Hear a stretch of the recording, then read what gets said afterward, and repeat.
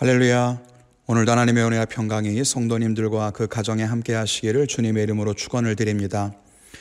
사순절을 맞아서 로마서 말씀을 계속 묵상하고 있는데요. 오늘은 어제에 이어서 아브라함의 이야기가 이어집니다. 어제는 하나님께서 아브라함의 믿음을 그의 의로 여기셔서 그를 택하여 언약을 맺으신 말씀을 나누었습니다. 그런데 중요한 것은 아브라함이 믿음으로 하나님께 택함받았다는 사실이 아닙니다. 더 중요한 것은 하나님께서 왜 아브라함을 택하셨는가 하는 것입니다. 하나님은 모든 민족을 구원하기를 원하셨습니다. 그리고 하나님은 믿음으로 모든 백성을 구원하실 뜻을 가지고 있었습니다. 그래서 하나님이 찾으신 한 사람은 다른 사람이 아니라 바로 믿음을 가진 사람이었습니다. 믿음을 가진 사람을 믿음의 조상으로 삼으셔서 그를 통해 모든 사람을 구원하실 것이었습니다. 따라서 아브라함의 믿음은 모든 믿는 자들의 믿음의 모범이 되고 믿음의 뿌리가 됩니다. 사실 유대인들에게는 많은 자랑이 있었습니다. 우리가 앞에서 유대인들이 구원의 자랑으로 삼았던 율법에 대해서는 말씀을 나누었지요. 유대인들은 율법을 가진 백성이라고 뿌듯하게 생각했습니다. 또 그들은 이방인들과 자신을 구별하게 하는 할례도 자랑 삼았습니다. 또 하나 그들은 선민으로서 아브라함의 후손이라는 사실을 자랑 삼았습니다. 하나님이 택하신 족속, 하나님을 예배하는 성전이 있고 하나님이 주신 율법을 지키며 할례를 행한 아브라함의 직계 후손이라는 사실이 유대인들을 구원받은 민족으로 확신하게 했습니다. 그런데 예수님은 그들의 확신을 송두리째 흔드셨습니다. 로마서 앞부분에서 율법과 할례가 구원의 조건이 아님을 말한 바울은 4장에서는 아브라함의 후손이라는 말의 의미가 무엇인지를 다시 설명하고 있습니다. 즉 아브라함의 후손은 혈연으로 되는 것이 아니라 믿음으로 되는 것임을 말하고 있습니다. 우리는 아브라함을 믿음의 조상이라고 부릅니다. 오늘 말씀을 통해서 몇 가지 생각해 보면서 은혜를 나누기를 원합니다. 첫째는 믿음으로 은혜의 상속자가 된다는 것입니다.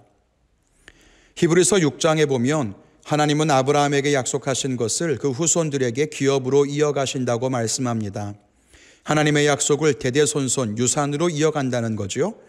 유대인들은 당연히 아브라함의 후손이니 아브라함에게 약속하신 땅의 약속, 자손의 약속, 또 복의 약속이 자신들에게 있다고 믿었습니다. 물론 완전히 틀린 말은 아닐 겁니다. 그러나 하나님께서 누구를 아브라함의 후손으로 보실 것인가 하는 것을 생각해 봐야 합니다. 예수님은 마태복음 3장 9절에서 아브라함이 자신의 조상이라고 자랑하는 유대인들을 향해 책망하십니다. 하나님은 돌들로도 아브라함의 후손을 삼으실 수 있으니 너희가 아브라함의 자손인 것을 자랑하지 말라는 것입니다. 혈연으로 아브라함의 자손인 것이 무엇이 중요한가 하는 물음을 던졌습니다. 요한복음 8장 39절에도 예수님은 아브라함의 후손이라고 하면서 아브라함의 일을 하지 않는 것에 대해 책망합니다. 아브라함의 후손인데 왜 너희는 아브라함처럼 하지 않느냐라고 말씀하셨습니다.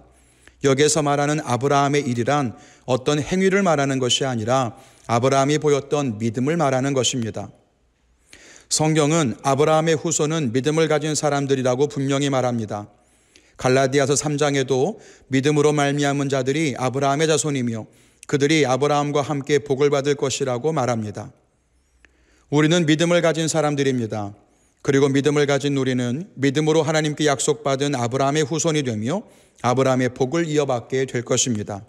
그것이 믿음의 유산입니다. 하나님께서 아브라함을 모든 사람의 조상이 되게 하시려고 그에게서 찾으신 것은 믿음이었습니다. 우리가 그와 같은 믿음을 갖게 될 때에 아브라함의 후손으로 인정받고 그 약속을 이어가게 될 것입니다. 그것이 유대인이나 헬라인이나 차별 없이 구원하시고 은혜를 주시는 하나님의 약속의 의미입니다. 우리 성도님들이 이 믿음을 가지고 복을 누리며 살 수 있기를 바랍니다. 둘째로는 아브라함의 믿음이어야 한다는 것입니다. 우리를 구원하고 또 우리를 복되게 하는 믿음은 아브라함의 믿음입니다. 오늘 말씀에 나오는 아브라함의 믿음이라는 말은 아브라함이 가졌던 믿음을 의미한다고 할 수 있습니다. 다른 믿음이 아니라 아브라함의 믿음이란 말이죠. 다른 사람들이 가진 믿음이 아닌 아브라함의 믿음. 세상에서 말하는 믿음이나 다른 종교의 믿음이 아닌 아브라함의 믿음입니다. 그렇다면 아브라함의 믿음은 어떤 믿음이었을까요? 어제도 살펴보았지만 먼저 아브라함의 믿음은 보이지 않지만 하나님이 약속하신 것을 믿는 믿음이었습니다. 그의 시선은 오직 하나님께만 고정되어 있었습니다. 그것이 아브라함의 믿음입니다. 우리도 다른 것들을 보면서 계산하거나 논리적으로 생각하는 것이 아니라 보이지 않지만 믿을 수 있는 믿음이 있어야 합니다. 또 하나 아브라함의 믿음은 모든 것을 맡기는 믿음이었습니다. 하나님께서 많은 자손을 주시겠다고 하시고 그에게 주신 아들이 이삭입니다. 100세에 아이를 낳을 가능성이 전혀 없을 때 주신 귀한 아이였지요. 그런데 하나님께서 그 아들을 바치라고 하셨을 때에 하나님이 주신 축복의 첫 열매를 다시 하나님께 드릴 준비가 되어 있었던 것이 아브라함이었습니다. 100살의 아들을 낳았으니 앞으로 다시는 아들을 얻지 못할 가능성이 컸습니다. 이삭을 바치면 앞으로 어떻게 될지 알 수 없었습니다. 그런데도 아브라함은 하나님께 아낌없이 바칩니다. 나중을 위해 주저하지 않고 자기 생각으로 판단하지 않습니다. 그것이 모든 것을 하나님께 맡기는 아브라함의 믿음이었습니다. 우리에게 이런 믿음이 있어야 할 줄로 믿습니다. 내가 가진 내 믿음이 괜찮은 믿음이라고 생각하면 곤란합니다.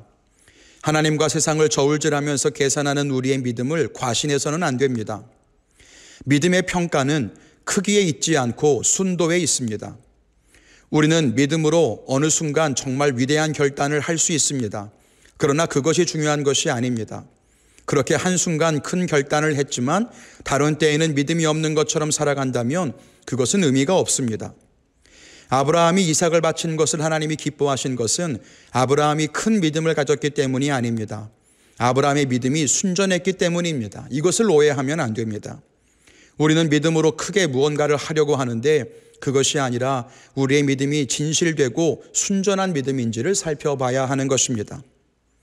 이제 말씀을 맺겠습니다. 하나님은 아브라함을 믿음의 조상이 되게 하셨고 아브라함의 믿음을 가진 그의 후손들에게 약속을 유산으로 물려주심으로써 큰 복을 누리게 하십니다.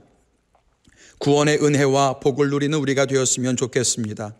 또 순전한 믿음으로 하나님께서 허락하시는 그 복을 누리고 또 그 복을 다시 세상에 나누는 아름다운 사명자로 살아가시는 믿음의 성도님들이 되시기를 주님의 이름으로 축원을 드립니다.